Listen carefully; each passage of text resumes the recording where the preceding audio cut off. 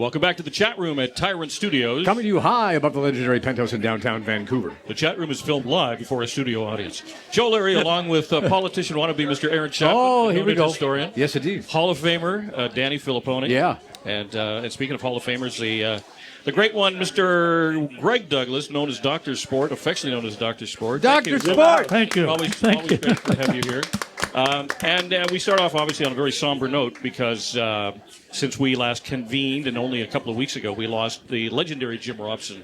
You guys were thick as thieves and had been for many, many years. I met Jim when he was doing the baseball at not Nat Bailey Stadium, Capilano Stadium, which is the Mounties back in '66. Yeah. Wow. That's 60 years. Yeah. Wow. And people don't realize that was Jim Robson's first call of sport was baseball. But he also did, and Mr. Baker over there, Matt Baker, should know this. He did the Lions, he did the Western League Canucks, and the baseball Mounties all at the same time, all in the same year.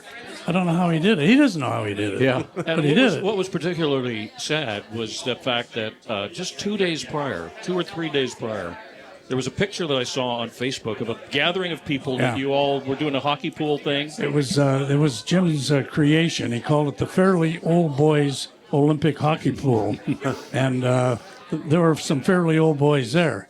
But he had a group it was held over at the White Spot at Southwest Marine Drive and 70th over in Oak. Yep. And Jim Houston showed up there, and Tom Larscheid and Archie McDonald, the hockey writer. Wow, what a crew! Yeah, it was a really good gang. Dan Jukic was there from the track, and Jim hosted it. He wasn't feeling particularly as chipper as he was, but nobody realized or noticed because he had been going through radiation treatments for the previous 2 weeks, and that was on the Friday. And I'll be darned if we didn't get the call. Like he passed away Monday night. Well, we were so blessed at the chat room here when you set it up to bring Jim in. Oh, yeah. And never mind him. You've got to go up all these stairs. It's like the gross grind, for goodness sake. Yeah. But he did it, and he walked in here, Chappie. And boy, he razor sharp memory for stats. To his amazing! I couldn't believe it. No, this guy's incredible. He's a walking encyclopedia. Yeah. He really is. Yeah. But you know that trip over here. Grant McDonald, your buddy. Sure, he does the tours with us. Oh, yeah. Well, he Yeah. took Jim on a little tour after he finished the show. And Jim was like, no kidding. He was seeing things that he hadn't seen before. Yeah. And all the way home, I was driving him back to his care home, and he said, "Don't you let my wife know I was here. She'll never talk to me again." It was an absolute. It was funny. We were honored to have him. But, I got to share this with you, though, Joe. You said at the outset that it's a sad moment. One of the calls I got was from Orland Kurtenbach, the original captain in the 70s, and he's living on Pender Harbor now, and he's going to be 90 this summer. And he said, you know what? Yeah, we're all sad, but he said Jim was married to the love of his life for 68 years. Yeah. They had 4 terrific children. He worked at a job he absolutely loved, and he died peacefully. He said, what more can a man ask? You can't knock it. And I thought, wow. That's right. I'm going to share that with people as we go through the shock of it all. And it was a shock, despite his age. And I'll answer the question before anybody asks. At his request, there is no service. So that's why the alumni is grasped on. They're going to honor him at their annual golf tournament at UBC this year. Speaking of service, the last Canuck game, the Olympics, were over, and the Canucks are now back in town, and they had their first big game on a Wednesday night. They're playing the Winnipeg, and that was the first moment the Canucks had to honor. And they did a wonderful job. Mike Hall sort of produced that, and they had Kirk McLean and Yerky Lume were interviewed between periods. Nice. And did a beautiful tribute. I mean, he was written up in the Globe and Mail. He was on Hockey Night in Canada. He was everywhere, and you will always remember him as being the congenial guy that loved his life, really. Yeah. We are so blessed, and I guess every major market can lay claim to having a great play-by-play team in the various sports. But Vancouver has just outshone, I think, other markets across Canada.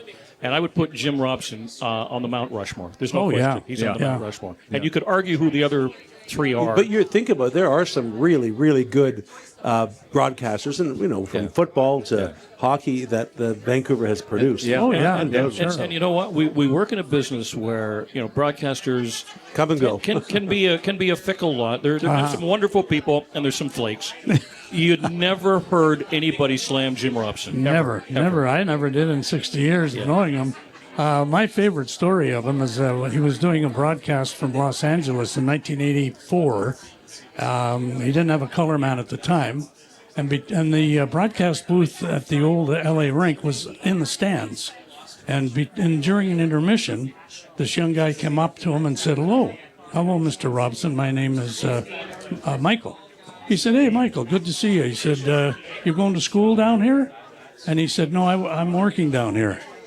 Really? He said, well, good luck to you. And that was the end of that. And the game started and everything. And then somebody said to him, did you know that was Michael J. Fox? And he said, no, not the kid from Burnaby. Wow. So but, good. Michael J. had a hat on and sunglasses and everything.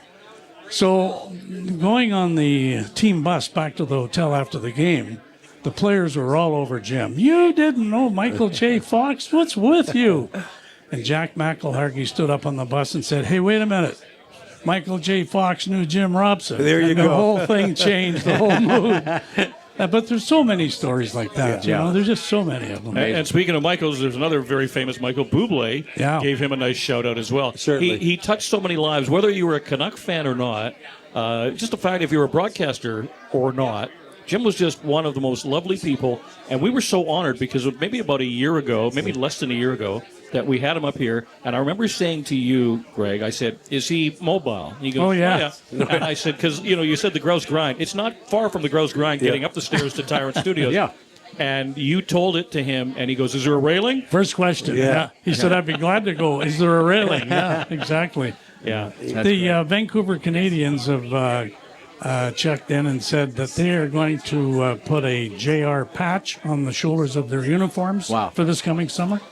And the alumni they skate all the time once a week out somewhere in Surrey, and they got a JR helmet patch now. So they're really doing it up. Speaking of the Vancouver Canadians, I'm a huge fan, love going to the games. Are they getting any closer to opening up the down on first base there? Well, boy, oh boy, that's going to be. Alan Bailey says they're gonna make it. I was out there the other day, and I'll be shocked if it's all in place. So for people who don't know, typically when you go to a Canadians game on the first base side, they used to have a big area where you go and have your hamburgers, barbecue pit. Now they've changed it to these suites and white spots come in there now. And, well, what they've done, Danny, is they've taken that barbecue pit and they're making it into a player's gymnasium and lounge and medical room. Saw that. And then on top of that will be a restaurant. Yes.